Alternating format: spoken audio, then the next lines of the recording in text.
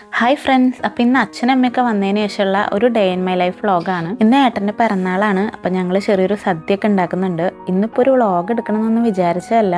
അതുകൊണ്ട് രാവിലെ തന്നെ ഫുള്ള് പണിയിലായിരുന്നു സദ്യയുടെ പ്രിപ്പറേഷനൊക്കെ ആയിട്ട്.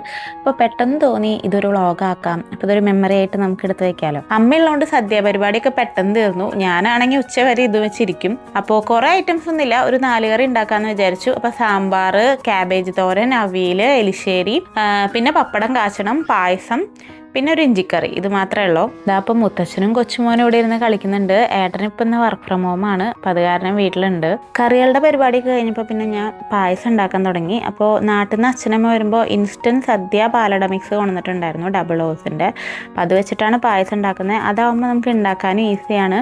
അപ്പോൾ ആ ഒരു മിക്സിൽ തന്നെ എല്ലാം ഉണ്ട്. ശരിക്കും സദ്യ പാലട പോലെ ആ ഒരു കളറും ടേസ്റ്റൊക്കെ വരും കേട്ടോ. അപ്പോൾ ഒന്നും നമ്മൾ എക്സ്ട്രാ ആഡ് ചെയ്യണ്ട, പാല് തിളപ്പിച്ച് ഇതിട്ടൊന്ന് കുറുക്കിയെടുത്താൽ മതി. അപ്പോൾ സൈഡിൽ അച്ഛൻ ഇഞ്ചിത്തൈര് ഉണ്ടാക്കാനുള്ള ഇഞ്ചിയും പച്ചമുളകൊക്കെ കട്ട് ചെയ്യുന്നുണ്ട്. ഇപ്പം ഇഞ്ചിത്തൈര് എന്ന് പറയുമ്പം ആ ഒരു കറി മാത്രം മതി എന്നല്ല പറയാം. നമ്മൾ സദ്യക്ക് വേറെ ഒന്നില്ലെങ്കിലും ഇഞ്ചിത്തൈര് ഉണ്ടെങ്കിൽ അത് 101 കറിക്ക് തുല്യമാണ് എന്നുള്ളൊരു കഥ ഞാൻ കേട്ടിട്ടുണ്ട്. അപ്പോൾ അതുകൊണ്ട് ഇഞ്ചിത്തൈര് ഇവിടെ മസ്റ്റാണ് എപ്പോഴും സദ്യക്ക്. അച്ഛനമ്മയും കൂടി ഉള്ള കാരണം ഈ ഒരു പിറന്നാൾ കുറച്ചുകൂടി സ്പെഷ്യലാണ്. ഇപ്പം ഇല്ലെങ്കിൽ ഞങ്ങൾ മാത്രമേ ഉണ്ടാവുള്ളൂ.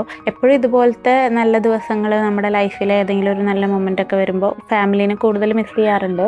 ഇപ്രാവശ്യം ഇവരുള്ള കാരണം കൂടുതൽ സന്തോഷം. എനിക്ക് ഈ പപ്പടം കാച്ചുന്ന പ്രോസസ്സ് എപ്പോഴും വീഡിയോ എടുക്കാൻ ഇഷ്ടമാണ്. അതിങ്ങനെ പൊങ്ങി വരുന്നൊക്കെ കാണാനായിട്ട്. നാട്ടിൽ നിന്ന് കൊണ്ടുവന്ന പപ്പടമാണ്. അപ്പം അത് കാരണമാണ് കേട്ടോ ഇത്ര പൊള്ളച്ച് വരുന്നത്. ഇപ്പം ഇവിടുത്തെ പപ്പടമൊന്നും ഗുരുവായൂർ പപ്പടം എന്നൊക്കെ പറഞ്ഞ് കിട്ടാറുണ്ട്, പക്ഷെ എനിക്കിങ്ങനെ അധികം പൊള്ളച്ച് വരാറില്ല. നാട്ടിലത്തെ ആ ഒരു പപ്പടത്തിൻ്റെ ആ ഒരു ക്രിസ്പിനെസ്സും ടേസ്റ്റൊന്നും ഇവിടെ നിന്ന് വാങ്ങുമ്പോൾ തോന്നാറില്ല കേട്ടോ. അപ്പോൾ ഇത് നാട്ടിൽ നിന്ന് കൊണ്ടുവന്ന പപ്പടമാണ്, അതുകൊണ്ട് അടിപൊളിയായിരുന്നു. ഇപ്പോൾ സൈഡിലാണെങ്കിൽ ഞാൻ പായസം കുറുക്കിക്കൊണ്ടിരിക്കുന്നുണ്ട്. അപ്പം ഞാനൊരു 2 പാക്കറ്റ് പാലട മിക്സ് എടുത്തായിരുന്നു. 2 ലിറ്റർ, ഏകദേശം 2 ലിറ്റർ പാലും എടുത്തായിരുന്നു. അപ്പോൾ അത് കുറുകി വരാൻ കുറച്ച് സമയം എടുത്തു. പായസം ആയി കഴിയുമ്പോഴേക്കും പിന്നെ നമ്മൾ സദ്യ വിളമ്പാൻ തുടങ്ങി. ഇപ്പോൾ സദ്യയിൽ ഞാൻ പറഞ്ഞ 4 കറി ഉണ്ടായിരുന്നു, പിന്നെ പപ്പടം, അച്ചാറ്, ചിപ്സൊക്കെ ഉണ്ടായിരുന്നു. അപ്പോൾ നമ്മളെല്ലാവരും കൂടി സദ്യയൊക്കെ വിളമ്പി പിന്നെ ഒരുമിച്ചിരുന്ന് സദ്യയൊക്കെ കഴിച്ചു. പായസം എന്താ കണ്ടില്ലേ, ശരിക്കും നല്ല സദ്യ പായസം പോലെ തന്നെ ഉണ്ടായിരുന്നു. ടേസ്റ്റും അതെ സൂപ്പറായിരുന്നു.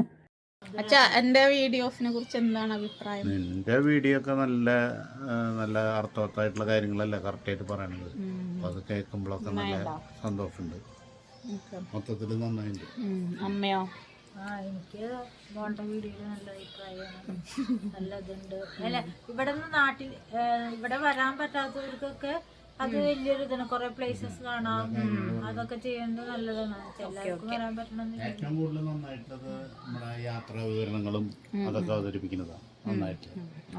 ഞാൻ ഇതുവരെ എൻ്റെ ചാനലിനെ കുറിച്ച് അവരുടെ അടുത്ത അഭിപ്രായങ്ങളൊന്നും അങ്ങനെ ചോദിച്ചിട്ടില്ല. അപ്പോൾ ചുമ്മാ ഒന്ന് ചോദിച്ചതാ എന്താണ് അവരുടെ അഭിപ്രായം എന്നൊക്കെ അറിയാനൊരു ക്യൂരിയോസിറ്റി. ബർത്ത്ഡേക്ക് സർപ്രൈസ് ആയിട്ടൊരു കേക്ക് കട്ട് ചെയ്യാന്ന് വെച്ചു. അപ്പോൾ ഇവർ നാട്ടിൽ നിന്ന് വരുമ്പോൾ കൊണ്ടുവന്ന പ്ലം കേക്കാണ്. ഏട്ടനാണെങ്കിൽ അത് അത്ര ശ്രദ്ധിച്ചിട്ടില്ല.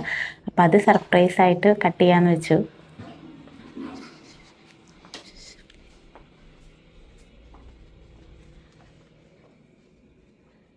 Happy birthday to you. അത് പ്ലം കേക്കാ. അതിവിടെ ഉണ്ടായിരുന്നു, അച്ഛനമ്മ കൊണ്ടുവന്ന കേക്ക്, പ്ലം കേക്ക്. യാ, അപ്പം ഞാൻ വിചാരിച്ചു ഇത് കട്ട് ചെയ്യാം, വേറെ കേക്കോ. ഞാൻ ഇവനോട് പറഞ്ഞു നമുക്ക് കുറച്ച് കഴിഞ്ഞ് കേക്ക്. അപ്പം പറയാം അച്ഛനോട് പറയാം, അച്ഛനോട് പറയാം അച്ഛനൊരു സർപ്രൈസ് ഉണ്ടെന്ന് പറയാം. എന്നിട്ട് പറയാ ഇല്ല, സർപ്രൈസ് ആയിട്ടൊരു കേക്ക് ഉണ്ട്. അയ്യോ, നമുക്കിത് കട്ട് ചെയ്യാം. അച്ഛനമ്മ വന്നതിന് ശേഷം തുടങ്ങിയ ഒരു ശീലമാണ് വൈകുന്നേരത്തെ ചായ കൂടി. ഒപ്പം അവർ നാട്ടിൽ നിന്ന് കൊണ്ടുവന്ന കുറച്ച് സ്നാക്സ് ഒക്കെ ഉണ്ട്. അതല്ലെങ്കിൽ ഞങ്ങൾക്ക് ഇങ്ങനെ എപ്പോഴും ഈ ഒരു പതിവില്ല, വല്ലപ്പോഴൊക്കെ ചായ ഉണ്ടാക്കാറുള്ളൂ. ഇപ്പം ഇതൊരു ഡെയിലി റൂട്ടീൻ്റെ ഭാഗമായിട്ടുണ്ട്. ചായ കൂടി കഴിഞ്ഞിട്ട് പിന്നെ ഞങ്ങൾ അങ്ങനെ കേക്ക് കട്ട് ചെയ്തു. Happy birthday to you. Happy birthday, നല്ല ഊതൂതണം. Happy birthday dear Eta. Happy birthday to you.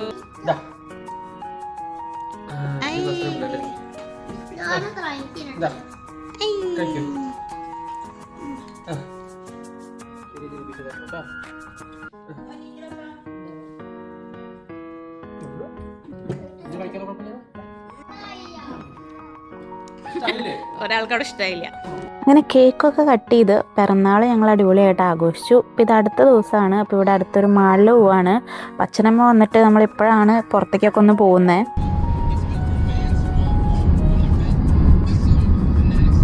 അപ്പോൾ അതാണ് ഞങ്ങൾ മാളിലെത്തി. ഇത് ഇവിടുത്തെ ഒരു ഔട്ട്ലെറ്റ് മാളാണ്. അപ്പോൾ ഇവിടെ കുറേ ഷോപ്പുകളുണ്ട് ഉള്ളിൽ.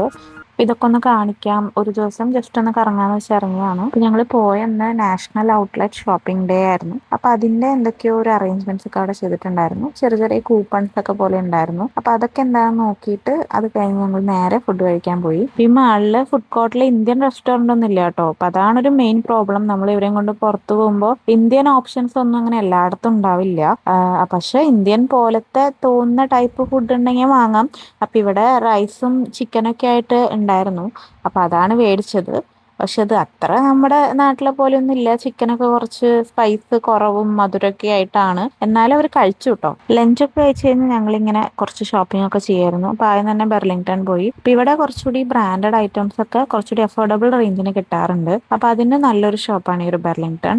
പിന്നെ ഡ്രസ്സ് കാര്യങ്ങളൊക്കെ, കുട്ടികളുടെ ഡ്രസ്സൊക്കെ കുറച്ചുകൂടി അഫോർഡബിൾ ആയിട്ട് കിട്ടും.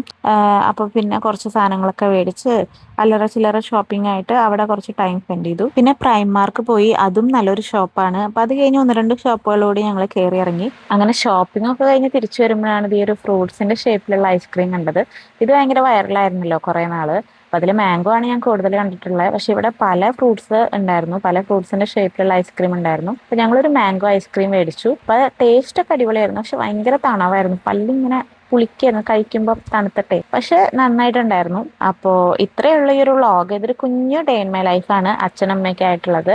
അപ്പോൾ ഇവിടുത്തെ കൂടുതൽ വിശേഷങ്ങളായിട്ട് അടുത്ത വീഡിയോയിൽ കാണാം കേട്ടോ. നമ്മൾ പോകുന്ന സ്ഥലങ്ങളിലെയും ഒക്കെ ഒരു കൂടുതൽ വിശേഷങ്ങൾ അടുത്ത വീഡിയോയിൽ കാണാം. അപ്പോൾ ഇതുവരെ കണ്ടതിൽ വളരെ സന്തോഷം. Thanks for watching. Bye bye.